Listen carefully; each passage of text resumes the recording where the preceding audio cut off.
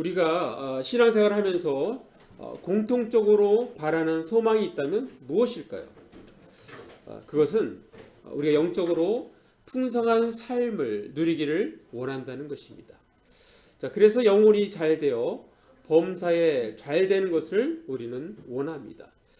자, 19세기 남아프리카의 성자, 기도와 성령의 사람 앤드루 머레이는 그의 책 기도가 전부가 되게 하라라는 책 안에서 중세 시대의 어느 수도원의 기도방에 있었던 글을 하나 소개합니다. 자, 그 글은 이렇게 적혀 있어요.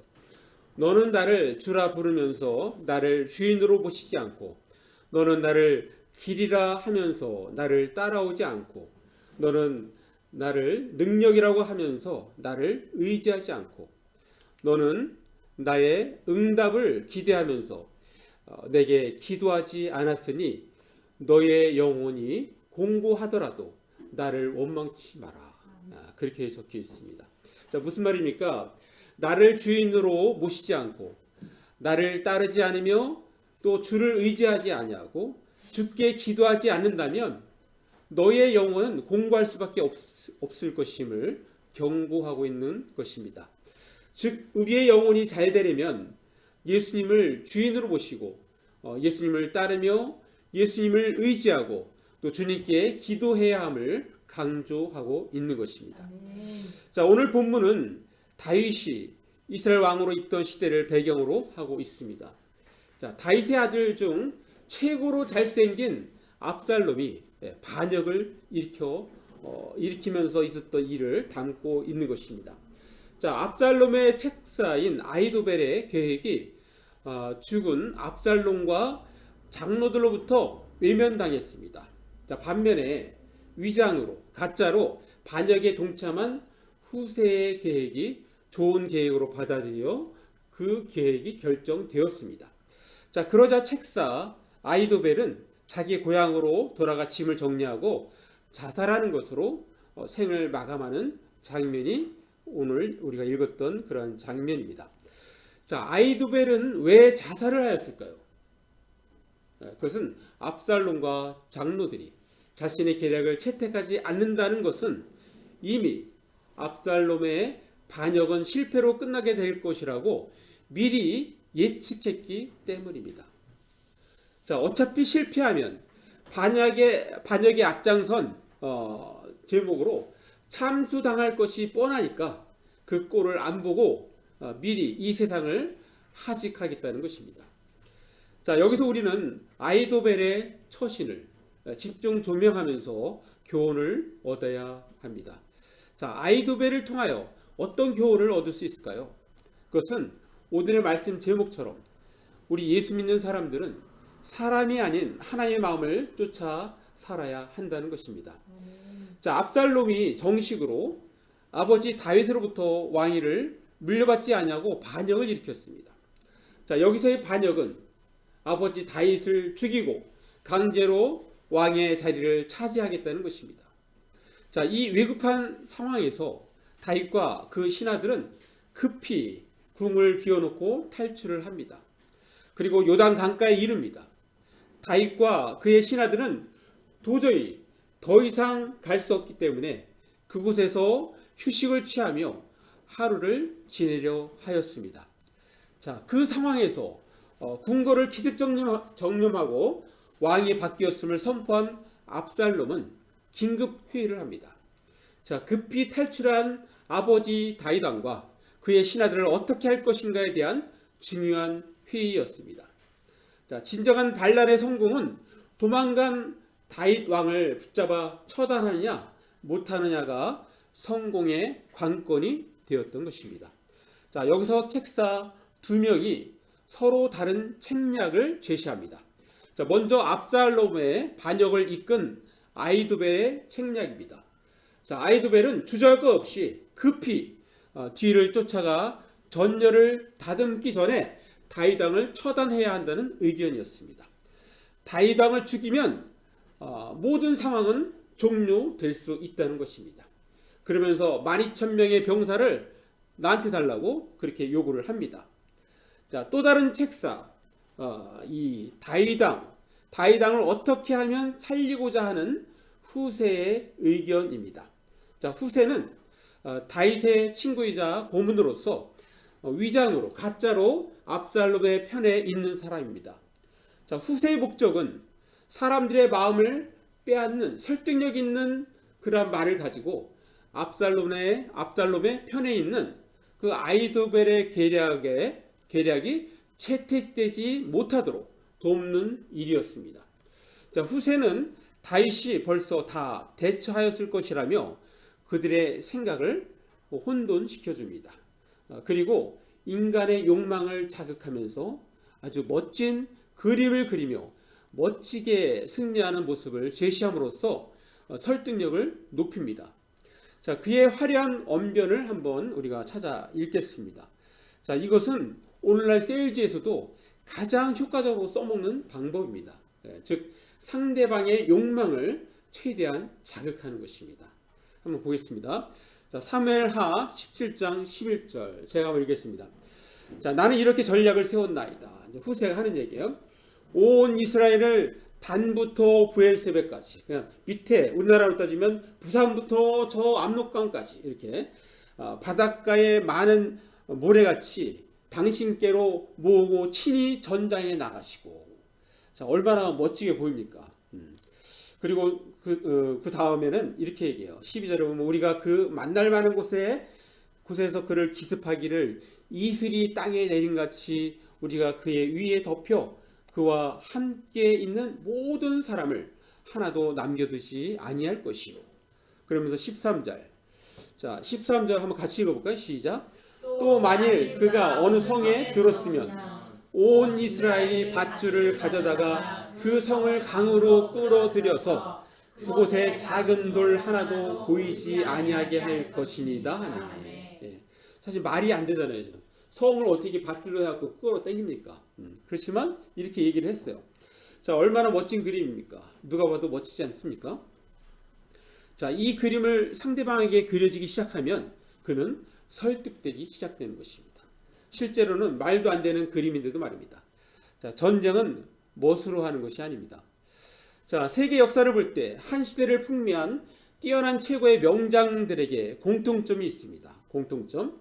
자, 하나같이 속도전을 구사했다는 것입니다.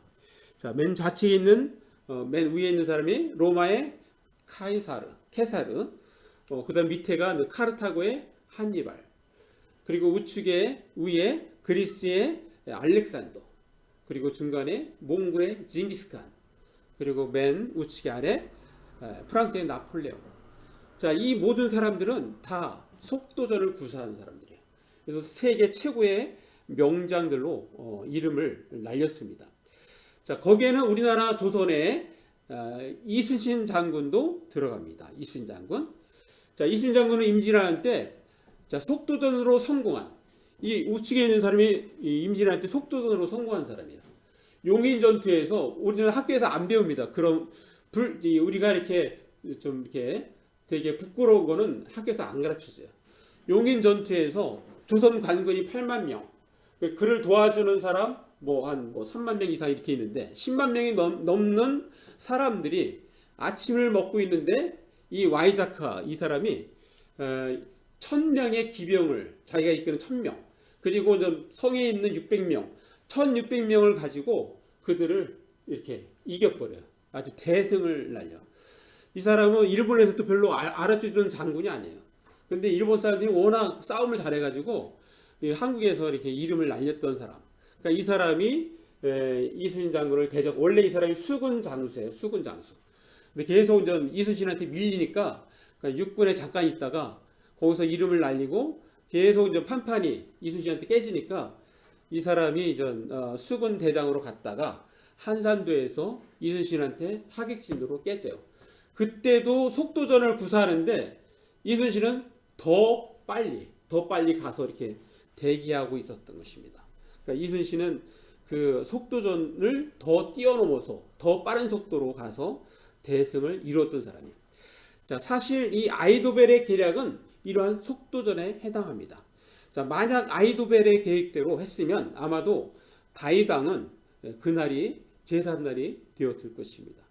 자, 그런데 압살롬은 아이도벨의 그 책략을 버리고 후세의 책략을 선택합니다. 자, 그러나 후세는 안심할 수 없었습니다.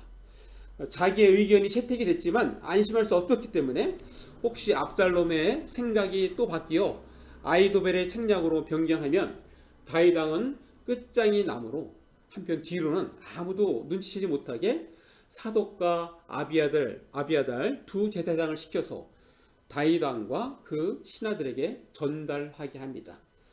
그리고 그 전달을 받은 다윗 왕과 그의 신하들이 피신하는 장면이 오늘 본문의 그 장면 사무엘하 17장 22절 말씀입니다. 한번 같이 읽습니다. 시작. 다윗이 일어나 모든 백성과 함께 요단을 건널새 새벽까지 한 사람도 요단을 건너지 못한 자가 없었다. 밤이 새도록 요단강을 건넜다는 것입니다. 이들은 거기서 쉬려고 했어요. 너무 힘들어서. 근데 그 소식을 딱 들으니까 무조건 건너가야 되는 거예요. 어두컴컴한 데서 건너니까 그 하루 종일 걸린 거죠. 새벽이 맞도록 이렇게 건너갔으니까요. 자, 우리는 여기서 아이도벨의 입장으로 돌아가 봅시다. 자, 실제로는 아이도벨이 다윗의 왕권을 가져올 수 있는 아주 기가 막힌 전략이 채택되지 않고 그럴싸하고 허접한 후세의 전략이 채택되었다면, 자, 아이도벨은 순간 하나님 앞에서 깨달았어야 되는 거예요. 아하, 이 다윗의 아들 압살롬의 반역은 하나님의 뜻이 아니구나. 하나님께서 막으시는구나. 하나님의 마음은 여전히 다윗 왕에게 있구나 라는 깨달음을 얻었어야 하는 것이었습니다. 이러한 깨달음이 왔다면 아이도벨은 아마도 죽지 않았을 것입니다. 자, 하나님께서 단지 후세에 더 좋은 계획을 사용한 것이 아니라 후세를 통해 하나님의 뜻을 이루어 가신다는 사실을 이 아이도벨은 깨달았어야 했었는데 그렇지 못했다는 것입니다. 자, 압살롬에게 선택받지 못한 것이 비참한 것이 아니라 하나님의 마음을 조차 살지 못한 것이 바로 아이도벨의 실패의 원인이었던 것입니다. 자, 우리는 아이도벨과 같은 어리석은 사람이 되어서는 안 됩니다. 자, 그런데 여기서 신기한 것은 이 아이도벨의 이름 한번 보겠습니다. 아이도벨의 이름이 나의 형제는 어리석다는 뜻입니다. 너무 신기하지 않습니까? 그러니까 이 성경에 이 아이도벨이 등장하는 것은 우리에게 그걸 깨닫게 하는 거예요. 무슨 말입니까? 나무와 함께 성도들아, 너는 살면서 아이도벨과 같은 어리석은 사람이 되어서는 안 된다는 메시지를 우리에게 주시고 있는 것입니다. 자, 우리가 이 땅에서 신앙생활을 하다가 때로는 아이도벨과 같이 망하는 길로 갈 때 스탑! 아니야, 이 길은 망하는 길이야. 어서 돌이켜야 해 라고 외치며 돌아서야 한다는 것입니다. 다시 정리합니다. 아이도벨의 어리석음은 무엇입니까? 하나님의 마음을 쫓지 않고 사람의 생각을 쫓았다는 것입니다. 자, 왜 사람이 아닌 하나님의 마음을 쫓아 살아야 합니까? 그것은 그 이유는 나를 살리고 이웃을 살리는 길이기 때문입니다. 자, 우리 말씀 봅니다. 시편 3절. 자, 같이 읽습니다. 시작. 악인은 그의 마음의 욕심을 자랑하며 탐욕을 부리는 자는 여호와를 배반하여 멸시하나이다. 자, 이 말씀에는 여호와 하나님을 배반할 때 그 원인이 무엇인지를 담고 있어요. 그 원인이 뭐라고요? 욕심. 다시 말해서 아이도벨의 욕심이 많은 자입니다. 다윗의 모사로 남으면 되는데 그는 다윗 왕뿐만 아니라 그의 아들 압살롬의 모사로 계속 남고자 하는 욕심 말입니다. 그 권력에 대한 탐욕이 다윗 왕과 하나님을 배반하는 상황까지 오게 한 것입니다. 이 아이도벨의 욕심이 자신이 섬겼던 다윗 왕을 파멸 직전까지 몰아가고 자신을 죽음에 이르도록 한 것입니다. 자, 우리는 어떻게 하든지 탐욕을 버리고 하나님을 대적하는 자리에 서 있으면 안 됩니다. 그것은 결국 이웃을 망하게 하고 나를 망하게 하기 때문입니다. 자, 근대 부흥을 이끌었던 영적 거인 찰스 피니는 죽을 만큼 거룩하라라는 책에서 이 성화에 대해서 얘기하는데 이렇게 얘기해요. 성화된 영혼은 어떤 다른 악을 저지르는 것보다 하나님의 마음을 불편하게 만드는 것을 훨씬 더 크게 두려워하게 된다. 우리가 성숙한 크리스찬이라면 우리는 다른 어떤 것보다도 하나님의 마음을 불편하게 하는 것, 그것을 우리는 훨씬 더 두렵게 생각해야 된다는 것입니다. 자, 우리는 다른 어떤 것보다 하나님의 마음에 집중해야 할 것을 잘 보여주고 있습니다. 내가 하는 일이 하나님의 마음을 불편하게 한다면 당장 그 일을 중단해야 하는 것입니다.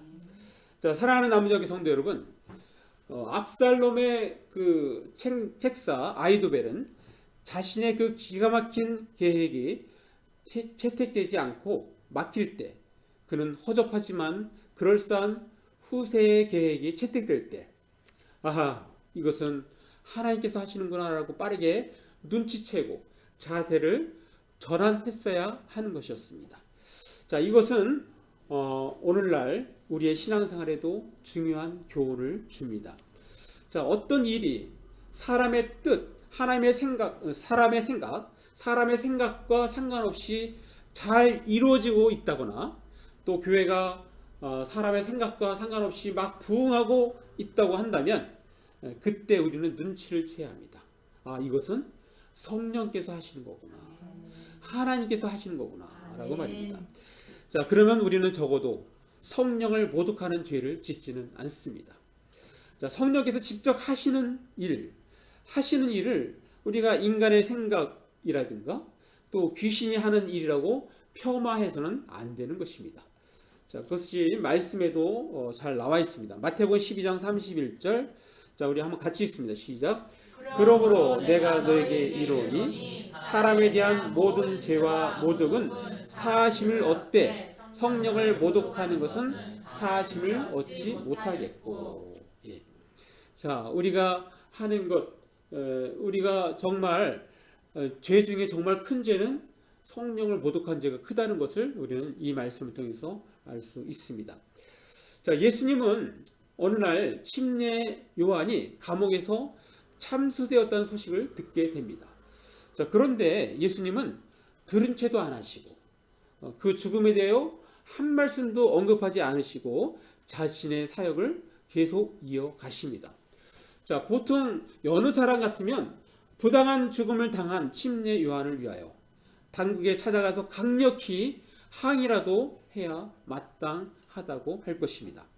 자, 의로운 침례 요한을 불의한 권력으로 참수시켜 죽이다니 어떻게 그럴 수 있느냐고 그렇게 주장했었어야 하는 것이었습니다.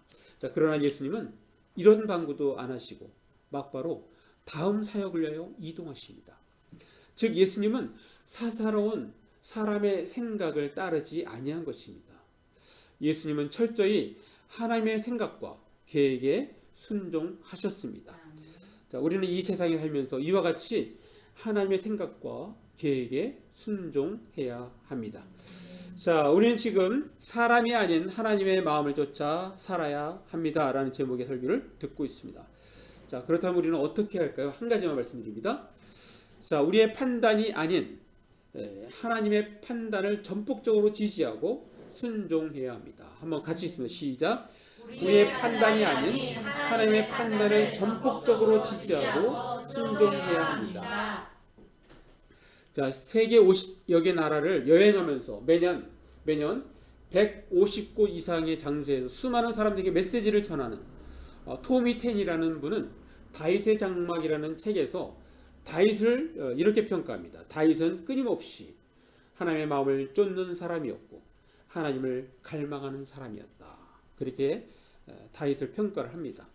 다윗은 끊임없이 하나님의 마음을 쫓는 사람이었습니다. 자, 다윗 왕이 압살롬의 반역을 피해 신발도 제대로 못 신은 채 도망갈 때 그 모습을 본 시므이, 한번 볼까요? 자, 시므이가 옆에서 돌을 던지면서 막 그 조롱하고 욕을 했습니다. 이 시므이는 사울의 친족이에요, 친족. 그러니까 옛날에 사울 왕이 왕을 누릴 때 거기에 좀 그 어떤 왕권의 그 가문, 그 가문에 있던 사람이에요. 자, 어쨌든 간에 다윗이 왕권이 바뀌어서 다윗 가문이 왕으로 있으니까 그게 너무너무 싫은 거예요. 예. 그러니까 싫었는데 마침 이렇게 되니까 꼴 좋다. 이제 그렇게 욕을 하는 겁니다. 자, 이 성경에 보면 그렇게 얘기했어. 피 흘린 자여, 사약한 자여, 가거라, 가거라. 이 시므이가 하는 얘기예요. 사울의 족속의 모든 피를 여호와께서 내게로 돌리셨도다. 그를 이어서 내가 왕이 되었으니 여호와께서 나라를 내 아들 압살롬의 손에 넘기셨도다. 보라, 너는 피를 흘린 자이므로 화를 자초하였느니라. 그렇게 하면서 돌을 던지고 있습니다. 돌을. 자, 옆에 딱 이 서 있는 그 칼을 갖고 있는 사람이 아비새. 자, 아비새가 이제 한마디 하는 거예요. 다윗과 왕한테. 이 죽은 개가 어찌 내 주 왕을 저주하리까? 청하건대 내가 건너가서 그의 머리를 베게 하소서. 워낙 뭐 용사 중에 용사이기 때문에 그 명령 하면은 시므이는 그냥 그날로 이제 죽는 거예요. 자, 그런데 지금 그림에서 보면 뭐예요? 다윗, 맨 앞에 있는 다윗인데 왕이 아서라 아서라 이게 말리는 장면. 이 그림을 자세히 보면 재밌습니다. 그 안에 메시지를 다 담고 있어요. 막 칼을 이렇게 빼려고 하는 장면이 나오고 다윗은 아서라 아서라 말리는 장면이 나옵니다. 자, 다윗이 뭐라고 할까요? 자, 사무엘하 16장 10절. 자, 한번 같이 읽습니다. 시작. 왕이 이르되 슐의 아들들아, 내가 너희와 무슨 상관이 있느냐? 그가 저주하는 것은 여호와께서 그에게 다윗을 저주하라 하시니 내가 어찌 흔히 하였느냐 할 자가 누구겠느냐. 다윗은 지금 하나님을 생각하고 있어요. 하나님. 자, 그 다음 절 11절 제가 한번 읽습니다. 또 다윗이 아비새와 모든 신하들에게 이르되 내 몸에서 난 아들도 내 생명을 해하려 하거든. 하물며 이 베냐민 사람이랴. 여호와께서 그에게 명령하신 것이니 그가 저주하게 내버려두라. 저주하게 버려두라. 이거는 하나님을 생각하기 때문에 이런 말을 할 수 있는 것입니다. 자, 12절을 같이 읽습니다. 시작. 혹시 여호와께서 나의 원통함을 감찰하시니 오늘 그 저주 때문에 여호와께서 선으로 내게 갚아주시리라 하고. 자, 무슨 말입니까? 다윗이 생각할 때 자신에게 지금 현재 가장 중요한 것은 이 시므의 그 저주의 말이 아니라 분노하신 하나님의 마음이라는 것입니다. 자신의 죄로 말미암아 다윗 왕은 억장이 무너진 듯한 죄값을 받고 있는데 이 죄의 형벌이 하나님의 분노의 마음을 누그러뜨릴 수 있겠는가? 라는 것에 관심이 집중되어 있는 것입니다. 다윗 왕에게 있어서 여기서 당장 시므의 저주의 말에 대한 처단이 중요한 것이 아닙니다. 그것은 나중에라도 얼마든지 응분의 대가를 치르게 할 수 있습니다. 자, 실제로 성경에도 등장을 합니다. 나중에 다윗의 뒤를 이은 왕 솔로몬 왕에게 다윗 왕이 유언을 남겨요. 이 시므에 대해서 유언을 남겨요. 그래서 그 솔로몬 왕이 결국은 어떤 말을 족쇄를 줘갖고 너가 예루살렘 이스라엘을 벗어나면 너는 죽임을 당한다. 서로 좋게 약속을 해요. 근데 어느 날 이걸 까먹었는지 나갔어요. 그래갖고 시므이가 그날로 죽임을 당합니다. 자, 그러니까 그걸 다 기억을 하고 있는 거예요. 그런 거를. 자, 그러나 다윗에게 지금 여기서 중요한 것은 하나님의 마음이 어떠냐라는 것입니다. 자, 이와 같이 다윗은 도망을 치면서도 끊임없이 하나님의 마음을 쫓는 사람이었습니다. 자, 이러한 생각을 하는 다윗을 보고 성경은 무엇이라고 합니까? 자, 그 부분을 한번 찾아 읽겠습니다. 자, 사도행전 13장 22절. 자, 같이 있습니다. 시작. 패하시고 다윗을 왕으로 세우시고 증언하여 이르시되 내가 이새의 아들 다윗을 만나니 내 마음에 맞는 사람이라 내 뜻을 다 이루리라 하시더니. 다윗은 내 마음에 맞는, 내 마음에 합한 사람이라. 그리고 이를 통해서 내 마음에 합한 사람, 이를 통해서 내 뜻을 다 이루리라. 그래서 그 다음 구절이 바로 예수님이 등장해요. 자, 그 다음 절에 보면은 사도행전 13장 23절에 보면 하나님이 약속하신 대로 이 사람의 후손에서 이스라엘을 위하여 구주를 세우셨으니 곧 예수라. 아멘. 바로 하나님의 마음에 합한 그 다윗을 통해서 하나님의 뜻이 이루어졌는데 그 뜻의 가장 중요한 일이 뭡니까? 바로 그 가문에서 예수님이 오셔서 온 인류를 위해서 바로 예수님이 구원자가 되셨다는 것입니다. 아멘. 자, 무슨 말입니까? 하나님은 자신의 마음에 맞추어 사는 자를 통하여 역사하시겠다는 것입니다. 자, 우리가 하나님의 마음을 알아가는 것이 이래서 중요합니다. 자, 우리가 하나님을 알아간다는 것은 무엇을 의미할까요? 자, 밴쿠버 기독교 세계관 대학원 원장이면서 세계관 및 구약학 교수로 있는 전성민 교수는 자, 그의 책에서 이렇게 얘기합니다. 안 적혀 있네요. 제가 읽어드릴게요. 자, 하나님을 안다는 것은 궁핍한 자와 가난한 자를 긍휼히 여기시는 하나님의 마음을 아는 것이다. 여러분, 우리가 하나님을 안다는 것은 하나님의 마음을 안다는 것입니다. 하나님의 마음을. 자, 사랑하는 남자교 성도 여러분, 자, 한 영혼에 대한 하나님의 마음을 조금이라도 이해하고 느낀다면 우리는 전도를 안 할 수가 없습니다. 자, 한 영혼에 대한 하나님의 마음이 여러 군데에 표현하고 있지만, 자, 단연 우리가 가장 많이 공감하는 말씀을 들려면 아마도 마태복음 18장 12절을 들 수 있습니다. 자, 우리 한번 길지만 한번 같이 읽어볼까요? 시작. 너의 생각에는 어떠하냐? 만약 어떤 사람이 양 100마리가 있는데 그 중에 하나가 길을 잃었으면 그 99마리를 산에 두고 가서 길 잃은 양을 찾지 않겠느냐. 예. 자, 얼마나 하나님의 마음이 잘 담겨 있습니까? 자, 100마리의 양이 있는데 자, 한 마리 양이 지금 잃어버렸어요. 그럼 99마리를 두고 그 한 마리를 향해서 나아간다는 거예요. 이게 하나님의 마음인 거야. 하나님의 마음. 그러니까 한 영혼이 참 교회에서 예배드리면 하나님 얼마나 기뻐하시는지. 우리 지난주에 표현했잖아요. 우리 한영의 권영의 집사님이 얼마나 맛있는 걸 또 사줬습니까? 아주 그냥 찜까지 사줘갖고 우리 너무너무 잘 먹었습니다.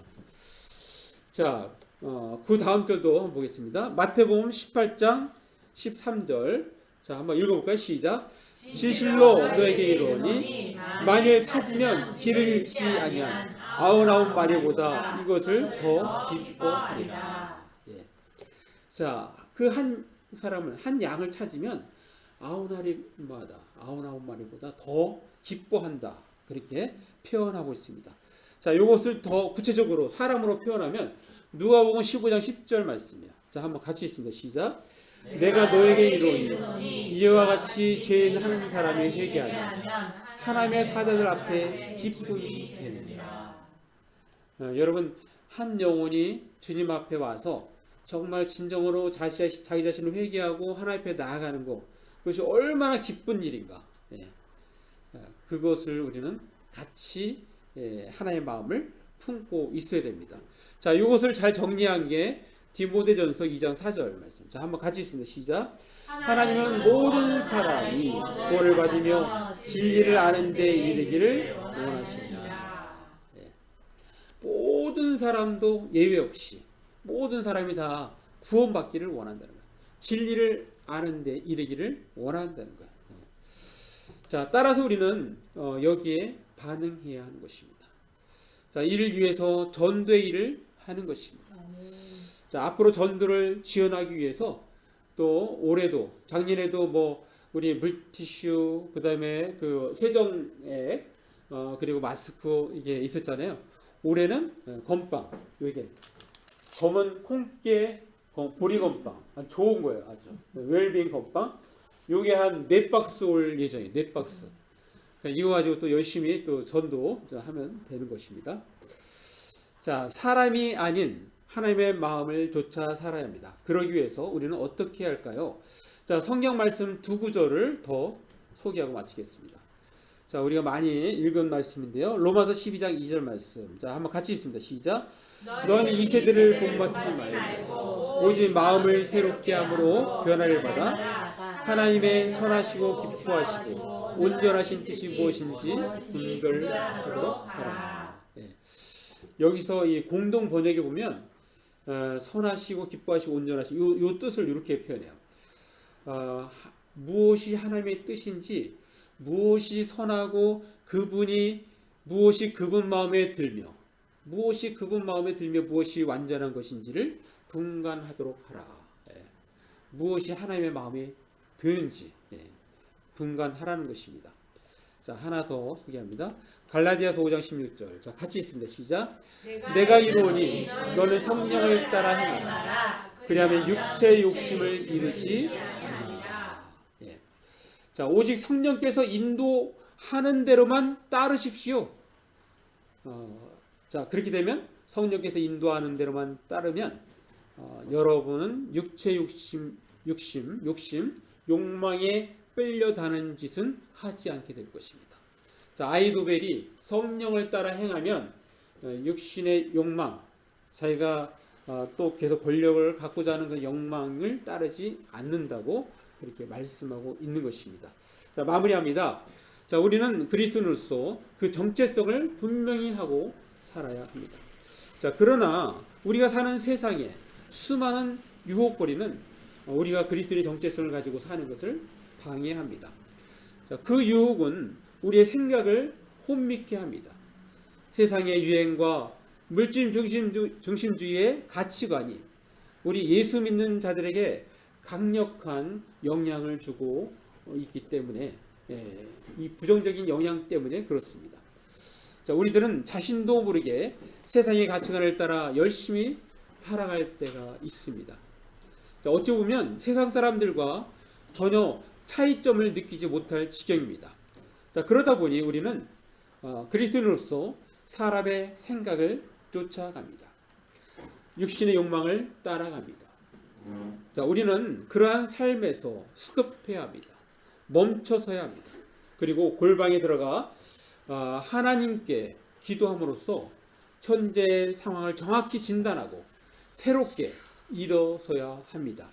사람이 아닌 하나님의 마음을 쫓아 살아야 합니다. 그러기 위해서 우리는 우리의 판단이 아닌 하나님의 판단을 전폭적으로 지시하고 순종해야 합니다. 자, 그렇게 함으로써 하늘의 하나님 아버지께 영광 돌려야 합니다. 자, 우리 모두는 우리의 판단이 아닌 하나님의 판단을 전폭적으로 지지하고 순종함으로써 하나님께 영광 돌려드리는 저와 여러분이 되시기를 간절히 바랍니다. 기도하겠습니다. 잠깐 말씀 생각하시면 1, 2분 기도로 나아갑니다. 기도합니다. 오 아버지 하나님 감사합니다. 오늘도 우리에게 말씀 주시니 감사합니다.